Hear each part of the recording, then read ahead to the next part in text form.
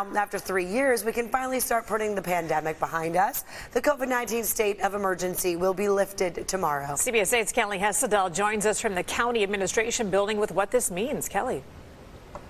That's right. You know, it has been a very long 3 years, and finally, we can finally say that we've reached the light at the end of the tunnel. Now, even though we haven't really had to deal with a lot of COVID restrictions for quite a while, ending this state of emergency is a big turning point. At this point, you know, COVID is behind us as a state of emergency. It will remain with us in much the same way the flu will in the future, but we have a vaccine, we have treatments, people know how to protect themselves, and so it is time for us administratively and as government to move on.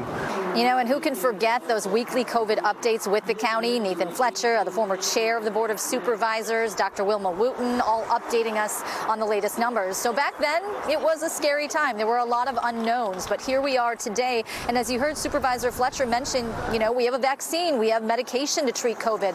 You know, I think we've all accepted it's going to be in our lives from now on, and we're just going to have to treat it like the flu. So administratively, from a local and state government perspective, ending the state of emergency tomorrow, it's not going to change anything day to day for us. For the most part, it is more of a technical formality.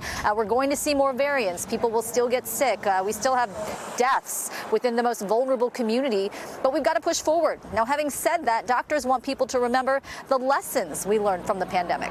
But I worry that we're going to forget. And this was not unexpected. We talk about it being a surprise. It wasn't a surprise. It wasn't a surprise to me. It wasn't a surprise to many. And we're going to have other viral pandemics.